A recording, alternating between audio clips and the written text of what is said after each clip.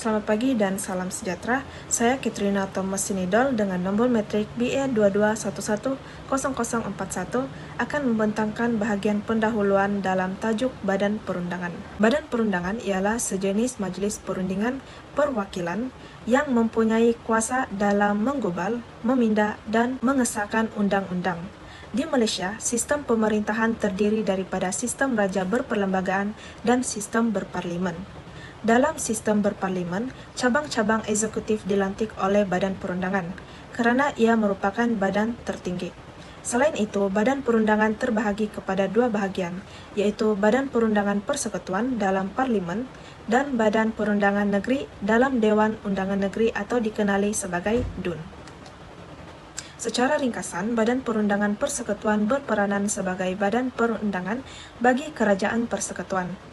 Ia juga bertanggungjawab dalam menggubal undang-undang bagi penguatkuasaan undang-undang di Malaysia. Bukan itu sahaja, ia turut berperanan dalam memeriksa dasar-dasar kerajaan. Bagi Badan Perundangan Negeri, ia pula melibatkan komponen antaranya Sultan, Raja yang di-Pertuan Besar dan di-Pertuan Negeri. Tugas komponen di atas adalah untuk memberi titah mengenai pembukaan rasmi penggal Dewan Undangan Negeri atau DUN. Hai, nama saya Elvi Elvina dari nomor metrik BE221042 akan membentangkan isi saya itu berkaitan dengan Parlimen. Yang pertama itu penggunaan umum berkaitan dengan Parlimen. Parlimen ini merupakan sebuah badan perundangan yang tinggi bagi kerajaan persekutuan dan juga ianya membuat undang-undang yang boleh dikuatkuasakan di seluruh negara. Yang kedua, Parlimen ini bertanggung jawab untuk menggubal dan juga meluluskan sebuah undang-undang tersebut. Yang ketiga yaitu undang-undang persekutuan yang diluluskan adalah melalui YDPA, Dewan Rakyat dan juga Dewan Negara. Yang keempat, Parlimen akan terus berjalan selama 5 tahun dari tarikh mesyuarat pertamanya, yaitu selepas pilihan raya umum PRU, melainkan jika dibubarkan terlebih dahulu. Yang kedua itu fungsi-fungsi Parlimen. Yang pertama itu meluluskan undang-undang di peringkat persekutuan. Yang kedua itu membuat pindaan kepada undang-undang persekutuan yang sedia ada. Yang ketiga itu memeriksa dasar-dasar kerajaan. Yang keempat itu meluluskan perbelanjaan kerajaan. Yang kelima itu meluluskan hasil-hasil cukai yang baru. Yang ketiga itu keistimewaan ahli-ahli Parlimen. Yang pertama itu setiap dewan ini mempunyai kuasa untuk mengawasi tata caranya sendiri.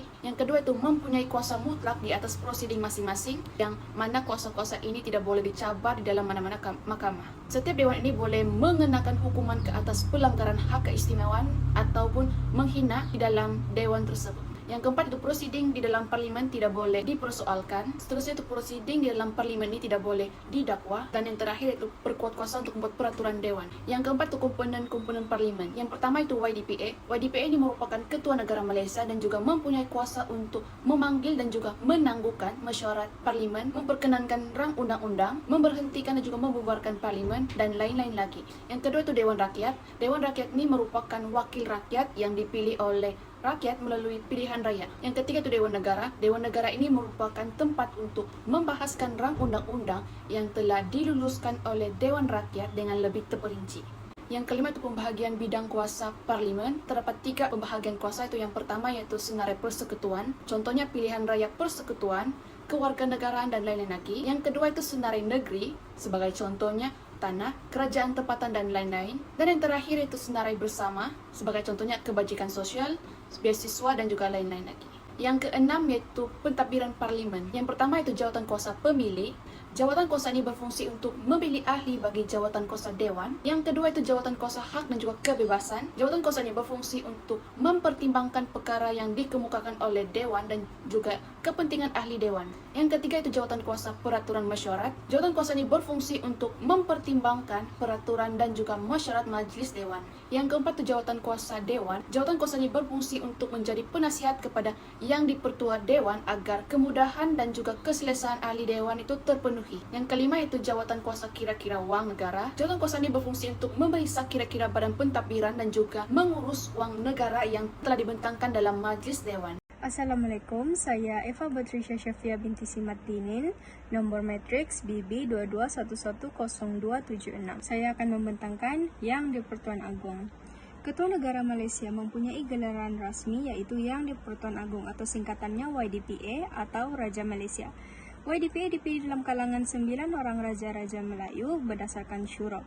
Kedudukan ini dipilih bergilir dalam tempoh 5 tahun. Kedudukan YDPA dilindungi oleh Perkara 181 Perlembagaan, iaitu Perkara 181 berkaitan hak kedaulatan, Perkara 3 berkaitan kedudukan sebagai Ketua Agama Islam, Perkara 32 berkaitan Ketua Utama Negara, Perkara 39 berkaitan Ketua Eksekutif Persekutuan, Perkara 41 berkait dengan pangkat sebagai pemerintah tertinggi Angkatan Tentera. Prinsip kuasa eksekutif yang di Pertuan Agong. Prinsip kuasa ini adalah meluluskan undang-undang dan menjadi pentadbiran keadilan negara. Wujud akibat daripada corak pemerintahan serta kewajiban pemerintah dibentuk melalui ciri-ciri kedaulatan. Kuasa eksekutif YDPA inilah yang mencetuskan pemerintahan Islam melalui pihak-pihak berkaitan. Undang-undang sivil, dasar-dasar kerajaan, serta pentadbiran perlulah mengaplikasikan prinsip perundangan Islam. Terusnya YDPA dengan doktrin cap mohor besar. Setelah Majlis Parlimen meluluskan suatu rang undang-undang, undang-undang tersebut perlu dipersembahkan untuk mendapatkan izin YDPA. YDPA perlu menandatangan mohor tersebut. Setelah memberi izin rang undang-undang, lalu baginda perlulah memerintah untuk disiarkan menjadi sesuatu undang-undang. Sekali, YDPA dengan doktrin nasihat. Dalam menjalankan eksekutif, budi bicara atau nasihat, mana-mana orang yang diperuntukkan oleh undang-undang, mereka perlu mematuhi prinsip-prinsip yang dinyatakan dalam Section 3.5. Prinsip-prinsip tersebut merupakan prinsip kuasa eksekutif yang boleh memimpin YDPA dan Raja-Raja Melayu memerintah berdasarkan konsep siasat syariah untuk kepentingan agama dan rakyat. YDPA berhak menolak sebarang pendapat yang bercanggah dengan kedaulatan tanah air dan yang bercanggah dengan ajaran agama Islam. Hai, Assalamualaikum dan salam sejahtera. Nama saya Dahya Atira binti Muhammad Farij dengan nombor matriks BB22110209. Pada hari ini, saya akan membentang tentang berkenaan dengan peranan Dewan Negara dalam Badan Perundangan Negara kita. Dewan Negara diberi tugas dan tanggungjawab untuk melindungi kepentingan rakyat dan menjaga prinsip demokrasi serta keadilan dalam negara kita. Dewan Negara adalah merupakan satu badan majlis tertinggi di Parlimen Malaysia yang terdiri daripada 70 orang ahli di mana terbagi kepada dua kumpulan ahli, iaitu kumpulan yang dipilih dan kumpulan yang dilantik. Justru itu, 26 ahli yang dipilih oleh Dewan Undangan Negeri mewakili 13 negeri dan setiap negeri diwakili oleh 2 ahli negeri. Seseorang itu adalah layak untuk menjadi seorang ahli Dewan Negara sekiranya merupakan warga negara Malaysia, berumur tidak kurang daripada 30 tahun, mempunyai akal yang sempurna dan bukan seorang yang muflis. Selain itu, jawatan yang dipegang oleh ahli Dewan Negara mestilah selama 3 tahun, iaitu 1 penggal, malah boleh menyambung perkhidmatannya sebanyak 1 penggal lagi, iaitu sama ada melalui pelantikan ataupun melalui pemilihan pada peringkat negeri. Seorang ahli Dewan Negara itu tidak boleh sama sekali untuk memegang jawatan selama lebih dari 2 penggal, sama ada terus-menerus atau selainnya. Seorang ahli Dewan Negara itu akan hilang kelayakannya sebagai seorang ahli Dewan sekiranya didapati tidak waras, muflis, mempunyai pendapatan yang bergaji dan tidak hadir ke persidangan selama 6 bulan berturut-turut. Dewan Negara juga berperanan dalam membantu mengekalkan keseimbangan kuasa antara badan perundangan. Sebagai badan yang berbeza dari Dewan Rakyat, Dewan Negara mempunyai kuasa untuk meneliti dan teliti segala undang-undang yang diusulkan, di mana rang undang-undang akan disemak dan diteliti dahulu sebelum dari undang-undang yang sah. Dewan Negara juga akan menyemak semula perundangan yang dianggap tidak sesuai atau berpotensi mengundang keraguan. Dalam mengemukakan pandangan mereka, anggota Dewan Negara perlu mengutamakan kepentingan rakyat dan menjaga prinsip kesaksamaan dan keadilan.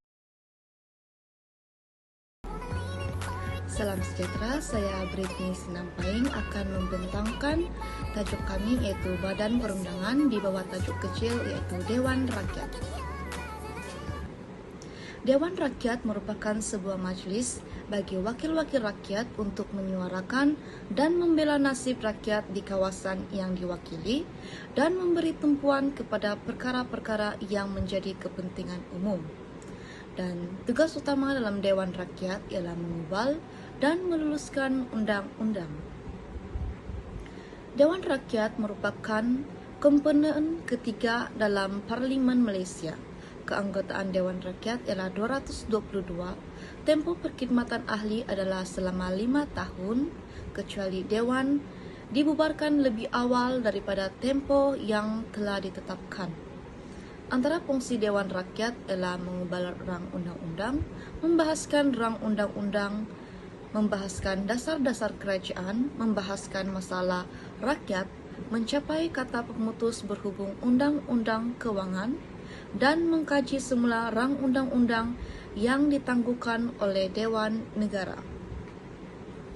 Dan syarat kelayakan untuk menjadi ahli Dewan Rakyat, ia haruslah warga negara Malaysia, umur tidak kurang daripada 21 tahun, dan ia haruslah waras pikiran dan fizikal yang sihat. Ahli Dewan Rakyat boleh hilang kelayakan sekiranya dia muflis, gagal menghantar penyata perbelanjaan pilihan raya, dan memegang jawatan bergaji, iaitu jawatan dalam perkhidmatan awam. Dewan Rakyat mempunyai proses rang undang-undang, di mana rang undang-undang Dewan Rakyat dibentangkan oleh ahli-ahli parlimen dan biasanya melibatkan usul untuk membuat atau memindah undang-undang negara.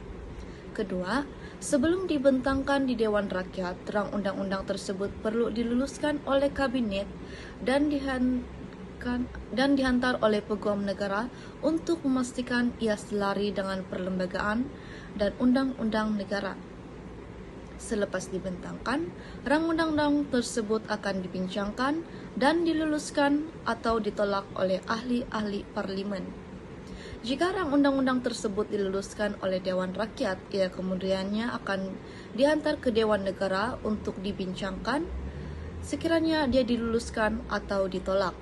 Jika ia diluluskan oleh kedua-dua dewan, ia akan dihantar kepada Yang di-Pertuan Agong iaitu YDPA untuk mendapat persetujuan rasmi sebelum menjadi undang-undang negara.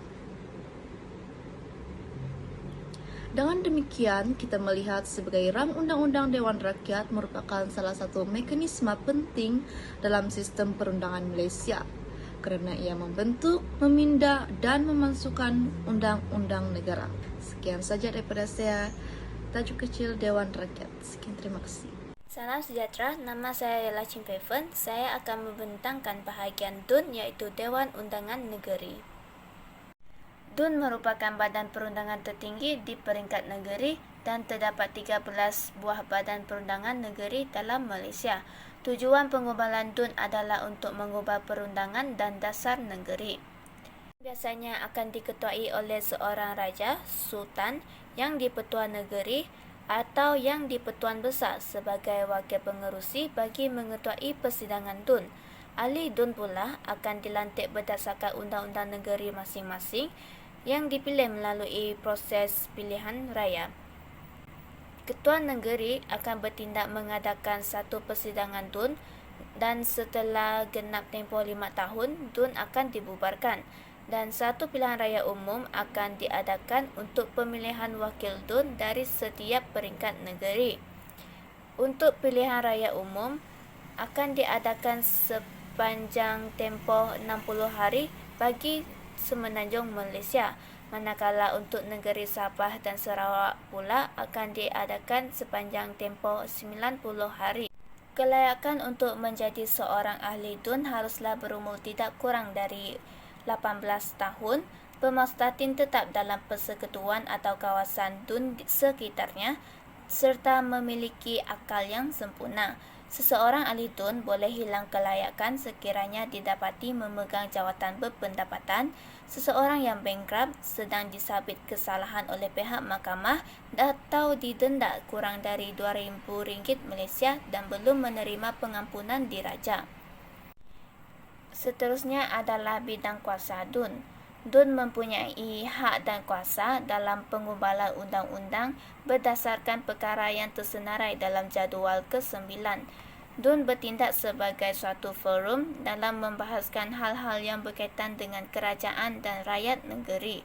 Setiap ahli DUN berhak untuk menegur atau mengkritik tindakan institusi kerajaan dan berperanan sebagai pengantaraan rakyat dengan kerajaan dalam menyuarakan suara rakyat. Beralih kepada proses pengubalan rang undang-undang di DUN yang akan dimulai dengan bacaan pertama oleh seorang ketua menteri bagi membacakan tajuk rang undang-undang, dan pada bacaan pertama ini tiada perbahasan yang boleh dilakukan. Proses yang seterusnya adalah bacaan kedua yang merupakan peringkat yang paling penting.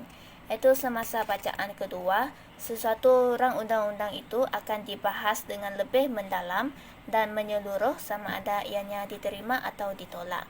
Sekiranya perkara tersebut memerlukan persetujuan, maka DUN akan menyerahkan kepada peringkat jawatan kuasa bagi membahaskan rang undang-undang tersebut.